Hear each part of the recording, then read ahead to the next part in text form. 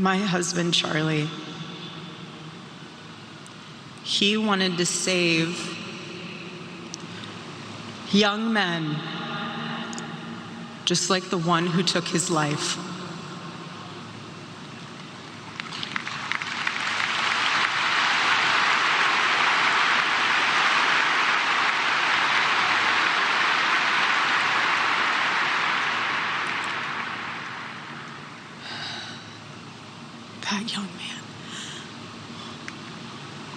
That young man, on the cross, our Savior said,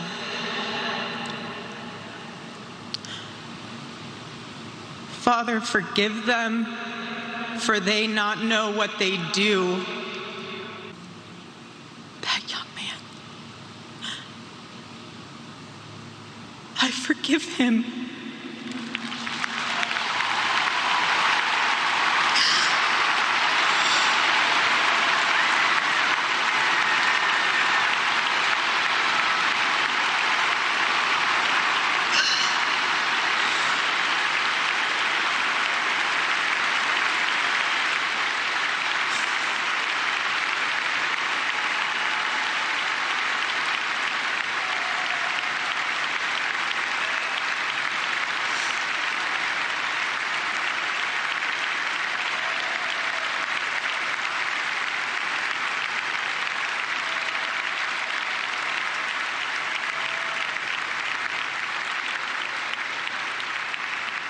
I forgive him because it was what Christ did and is what Charlie would do. The answer to hate is not hate. The answer we know from the gospel is love, and always love. Love for our enemies and love for those who persecute us. I didn't want to talk about a lot of the other speeches because even though there's a lot of fault to find with them, to feel like such a juxtaposition between her forgiveness and their hateful rhetoric, I did just want to kind of singularly just focus on this. I think that was the best thing that you could have said. Like, if you go out there and you claim to be a Christian and you live by Christian rules,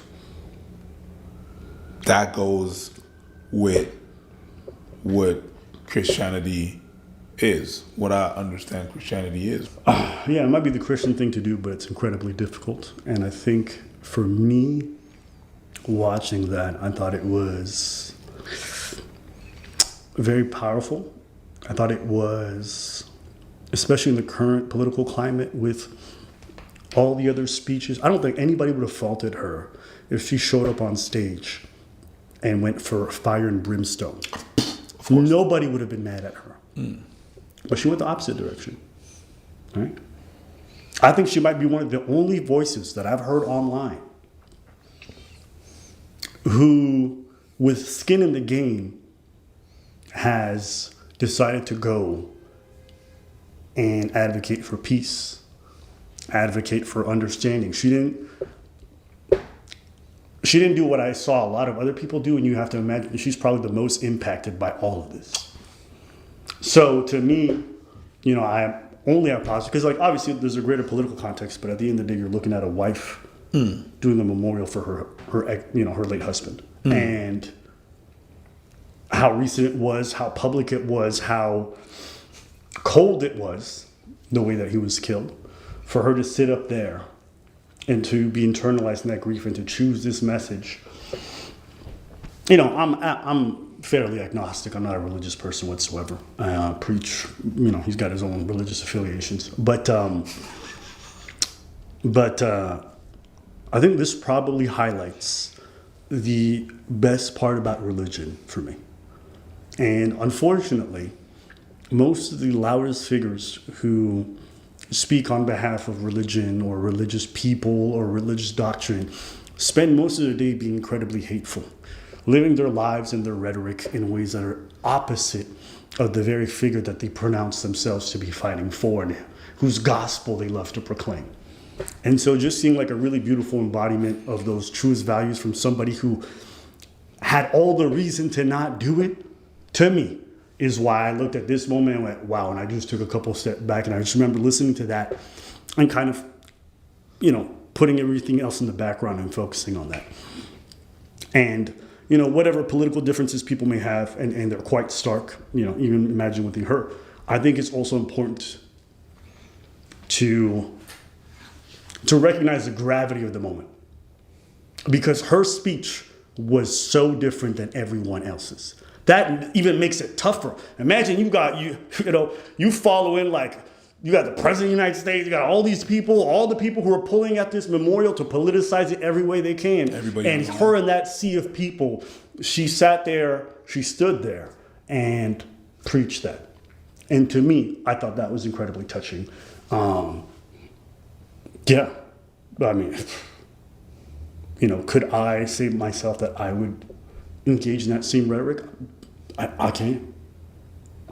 I can't. And so, and I'm not a fairy tale type person. I'm not, everything gets solved with this, but I do generally agree with the sentiment that countering something with hate doesn't make it better. Love may not always be the answer, but it's more often than not it's 1,000% more of an answer than more hate. Absolutely. So all the people calling for an eye, all the people calling for more violence or retribution, get even, all this other stuff. It's like, if the widow isn't looking for that, how can you? That's what I ask. And I'll say the same message when the foot's on the other shoe. When the shoe's on the other, you know what I mean? Feet. We love feet. It's not we. When I say we, I meant it in the French term. Yes, like feet. Oui, français? No, mon ami. Okay, all right. No, I think things have been so loud lately, and they have been so politicized in every direction. And it really just felt like, in a sea of noise, it was just like a very clear voice that kind of hit home for me. And I was just like, oh, and it just made me stop. And there's very few things in this political atmosphere that's made me stop and go, wow. And I thought that was that moment. Yeah. And I don't know if it's getting the recognition it deserves. I don't know, how people are really internalizing it, but I just wanted to talk about how it impacted me. So, yeah. It takes a lot of strength to be in that position and be able to forgive and be able to say it, it's a process. To be able to say that out loud and be like, hey, you know what? I forgive that person, because that's what, not only what they've been teaching me, but also because that's what my husband would have wanted. It's a tough thing to do. And I gotta be like, okay, I see you there. Bravo for that. But there was a part about the answer, you cannot answer hate with hate. Thank you. The answer is love. And when she said that, because I heard that earlier, and I was like, kind of hit me. I was like, yeah, okay.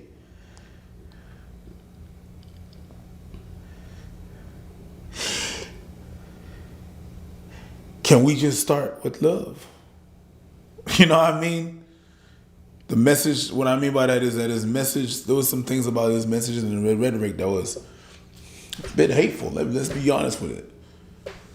You shouldn't respond to that hate with hate. Okay, but you should start with love.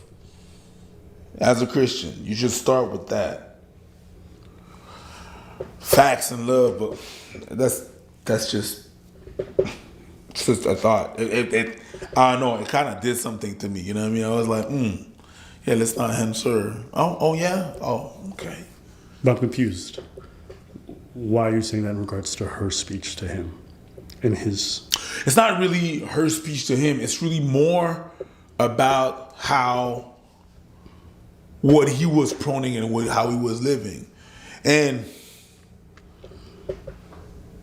I think it's not so much I heard towards him. It's just really like, okay, yeah, that love thing that I hate, respond hate way, I can understand that, but I believe that he was spewing hate. There was some hateful things that he was saying. Instead of just not responding with hate, how about we just start by spreading love, or starting with the message, a loving message, instead of just being like, hey, that person they don't have the capacity, which is based out of the nothing, and you're just talking at this point. You know what I mean? So I'm like, yeah, okay, sure. It's good that she mentioned it, and I agree with her. But I'm just looking at the parallel of how her husband was living and what he was putting out there. Yes, of course, he was doing.